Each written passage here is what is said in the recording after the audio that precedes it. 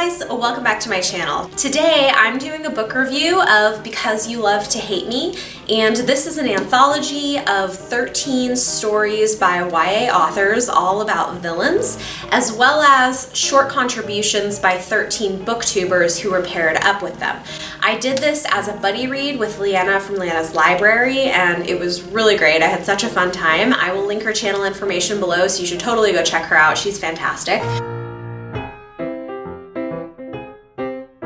But this book is super interesting because the way it worked was that each booktuber gave a story prompt to the author that they were paired up with, and then the author wrote the story and the booktuber had a short contribution after the fact. Overall, my thoughts on this book were that I really enjoyed it. I'm not usually one for anthologies of short stories for a few different reasons, but this one I actually really enjoyed. It wasn't perfect, but overall it was really good. So I would probably give this overall 4.5 stars. I liked all of the stories in this book. I'll get into those in a little bit more detail in a minute. I loved some of them, but there weren't any stories in here that I didn't like. The booktuber contributions were a bit of a mixed bag for me. Some of them I thought were really good and really added to what the author was trying to do. Others I felt like were entirely the wrong tone or just kind of didn't give me much. I'm gonna go through the individual stories and tell you a little bit more about how I felt about them. So the first story in this book was by Renee Adieh, who wrote The Wrath of the Dawn, and she was paired up with Pullin' Bananas Books. I really loved this pairing. The story was fantastic. This is kind of an ongoing thing, and Liene and I talked a little bit about this, but there weren't very many stories in this book that felt like complete short stories. In a lot of cases, they felt like they were part of a bigger story and really could have been a novel on their own. And I have mixed feelings about this. On the one hand, some of them were fantastic. They left me wanting more. One by Renee Adieh is a really good example of that. It left me wanting more. I wanted a novel in this world. I wanted to know more, and the short story just wasn't enough for me. Whether you like that or not, I feel like that's sort of a personal preference issue. There were a couple of stories in here that were really good, that felt like complete short stories in and of themselves, and I didn't feel like they needed to be a novel. So just kind of keep that in mind going forward. But the one by Renee Adieh was fantastic. I love the world. It was a little bit of a sci-fi book, and after reading this I'm thinking, oh man, I would love to see a sci-fi novel by her in this world. I think it would be fantastic and really interesting. I think Christine's addition to this also was really good. It was legitimately funny. It was very on point. So Renee Adieh's story for me, I would say would get a 4 out of 5 stars. It was really solid, really good. It left me wanting more, and I thought the world was super interesting. The next story in this book was by Ameriie, and this was a retelling of Jack and the Beanstalk, but in a modern day where the giant is female. I liked it. I thought it was a good story. It was interesting. You know, I didn't love it, but it was a solid story. So this I would probably give a 3.5 stars. It was a good story. I liked it. I wasn't in love with it. The third story in this anthology was by Soman Chainani, the author of The School for Good and Evil, which I am a huge fan of, by the way. I love those books. I think they're one of the most underrated middle grade series ever. His story was a reimagining of Arthur, Lancelot, and Guinevere, but they're 3 teenagers in high school. I know people had mixed feelings about the format of the story because it was told through text messages, and I think some people found that to be confusing. I liked it. I thought it was very much in line with his style. I thought it was a fun take on it, and it was interesting to read. So again, I would probably give this a 3.5 out of 5 stars. The next story was by Susan Dennard. She is probably best known for writing Truthwitch and Windwitch, which are fantastic high YA fantasy, by the way, with really good world building, so if you're into that, you should really check her books out. Also, her Insta story game is so on point. If you're an author or an aspiring author, she's got fantastic writing advice and is really into the craft of writing, so I would check her out. Susan's story was really fun. It was a retelling of the Sherlock Holmes story, but with a gender swap. So Sherlock became Shirley Holmes, and it's kind of a backstory to her and Moriarty. They are teenagers in the same boarding school and sort of develop a friendship. I really loved this story. I thought it was so great, so fun. I thought it was a really cool kind of insight into these characters and the gender swap thing, and the gender swap thing opened up some really interesting possibilities for what it would have been like if this had actually happened. I was a big fan of this. I would give this one a 4.5 out of 5 stars. Definitely one of my favorites. The next story is The Blessing of Little Wants by Sarah Enni, and I had never read anything by her before. Actually, I'd never read anything by several of the authors before. This one I really liked. I thought it was super interesting. The thing that I'm finding though is I think this story was very confusing for a lot of people. That it's a little bit of a more complicated story, and there's a lot of subtlety to understanding the ending in particular and how the ending informs things that are said. I would recommend, honestly, if you do pick this up, you might want to consider going back and rereading that one after you read it the first time, because I think there are some, especially if you don't tend to pick up on a lot of small sort of details and foreshadowing type things as you go, because this one in particular is one where there's a lot of things that make much more sense or are seen in a different light once you know the end of the story. So this is one that I liked. I would give this a 4 out of 5 stars. I thought it was a solid story, well written. I think maybe a little complex for a YA audience, but good nonetheless. And next we have The Sea Witch by Marissa Meyer, and this one was a fun one and totally a perfect pick for Marissa given her background with doing fairy tale retellings. It was a retelling of the story of the Sea Witch from The Little Mermaid, and this one was good. It was very much up her alley. It was really well written. It was really interesting. This one definitely felt like a fairly complete short story given the fact that we know what happens next already with The Little Mermaid. It feels like a short story prequel and gives you a little bit of insight into where she's coming from, which is, I think, what Marissa Meyer does best. If you haven't read it, The Lunar Chronicles is so good, and actually I would say that my favorite book of that is Fairest. That is the novella that is the backstory of Queen Lavanna, who is the villain of the series, and I loved it. It's such a good villain backstory, and again, she nailed it with The Sea Witch, so I would also probably give this one a 4.5 out of 5 stars. Next we have Cindy Pon with a retelling of the Medusa story, except set in ancient China or Japan. I don't remember exactly which. I, again, really liked this. I thought what she did was so fascinating, sort of turning this Greek story on its head and making it and putting it into a different cultural context. I thought it was really well written, beautifully written, and addresses some really important issues about rape and consent. This one, again, was really solid. I would give this a 4 out of 5 stars. Benjamin Alderson from Benjamin of Tomes was the booktuber who was paired up with her, and I thought that his addition was pretty good. It was thoughtful, it brought out some of the relevant issues that were raised in the story, and you know, I thought it was a decent addition to the book.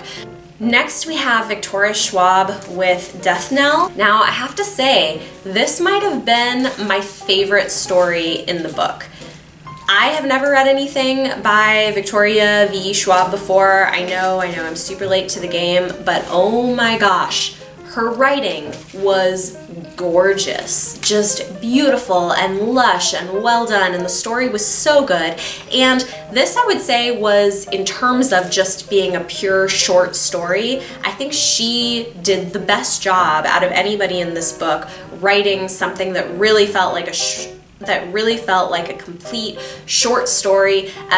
You know, I sort of feel like writing novels and short stories are two very different art forms, and you can be really good at one and not great at the other, and this goes both ways. Not everybody is good at both, but you know, I haven't read any of her novels, so I can't speak to that, but I will say her short story in this was amazing. It was beautiful. She personified death, and oh my goodness. And after this, I am absolutely going to pick up one of her books. I was really impressed. But this one I would for sure be giving a 5-star rating to. Similarly, I think this was also the best pairing in the book. Jessie from Jessie the Reader wrote just a really beautiful and thoughtful and thought-provoking response to the story about death and his personal experience with it. And man, it was so good. Again, I would say that his was probably the best of the booktuber contributions here. So yeah, they hit this one out of the park. Next we have Samantha Shannon with Marigold, and this was a reimagining of the Earl Queen legend, but set in Victorian London. Again, really, really good story. I loved this. And the thing that I thought was so good about this story is that she does a switch on you where the person that you thought was the villain turns out to be the hero, and the person who you thought was the hero turns out in fact to be the villain. So this was just so well done and really delved again into big issues about women's rights and feminist thought and issues of rape and consent. And man, again, really, really great. I thought she took a really creative tack to this and used it in a really important way. So yeah, this one again, I for sure maybe 4.5 stars. Next we have Adam Silvera.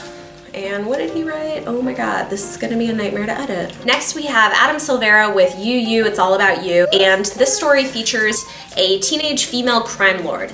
I really liked this. I liked his writing. I thought it was really interesting. I thought he created a really good villain in this story. She's kind of creepy, a little psychotic. You sort of feel for her, but not too much. I thought he did a really good job. Again, I haven't read any of his writing before, but after this I for sure plan on picking up one of his books. This one for me was another 4 to 4.5 stars.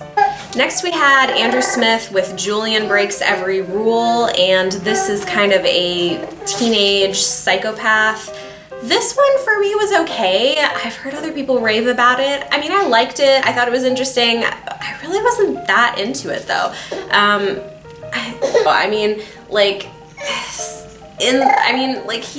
He's a little bit psychotic, but in some ways, I don't know, like through some of the story, I felt like it was a little bit silly because he's like this teenage boy who thinks he's killing people.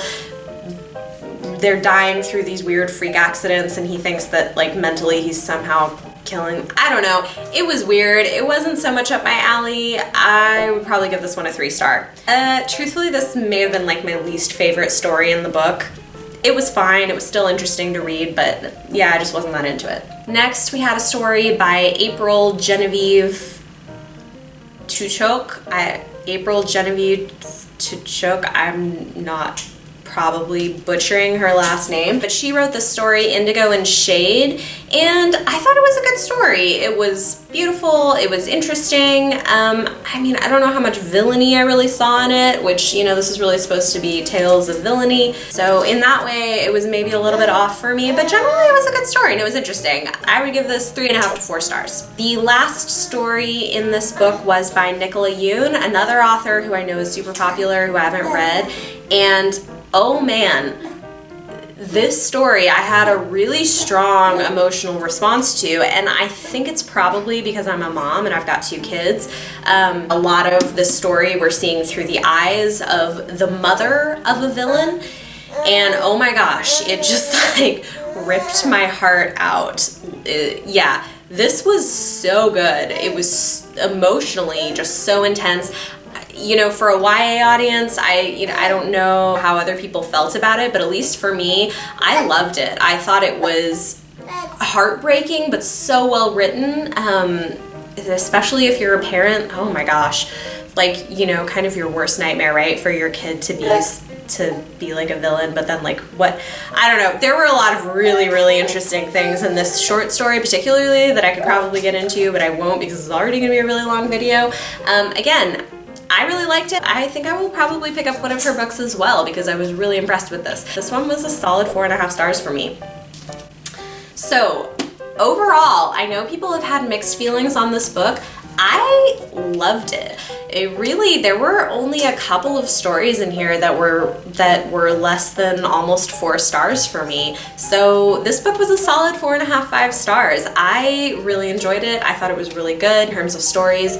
The booktuber contributions, oh right, okay, this was something else I want to talk about. With the short story by Nicola Yoon, the booktuber contribution to it, I felt was, you know, the rest of them, either I liked them or like I could take them or leave them.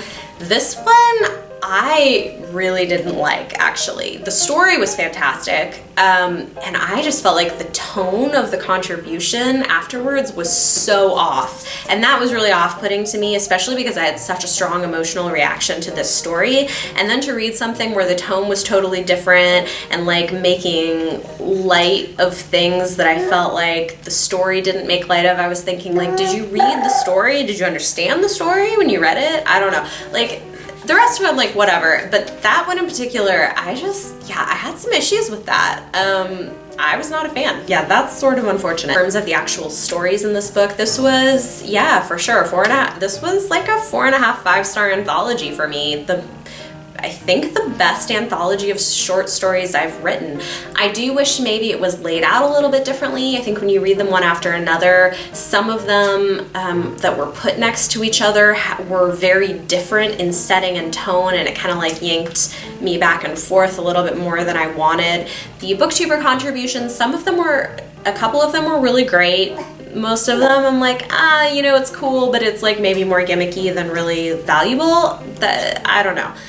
Some really good authors, people I knew I loved that were in this book, and some new potential favorites that I'm definitely going to be reading some of their work. So in the comments down below, let me know if any of you guys have read this book, and if so, what were your thoughts? I'd be really interested to hear. I would love to get into more discussion on this. I had such a great time buddy reading this with Liene, and we had some really good, interesting discussions on this, so I'm so glad I did this. She, this month, has been doing Lavender Lit for Lupus, so she's reading books with purple or lavender covers in order to raise awareness about lupus, which I think is really fantastic. I had a great time. I'm going to link her channel below. Definitely go check her out. As always, please like this video and subscribe to my channel. Thank you guys so much for watching, and I will see you next time.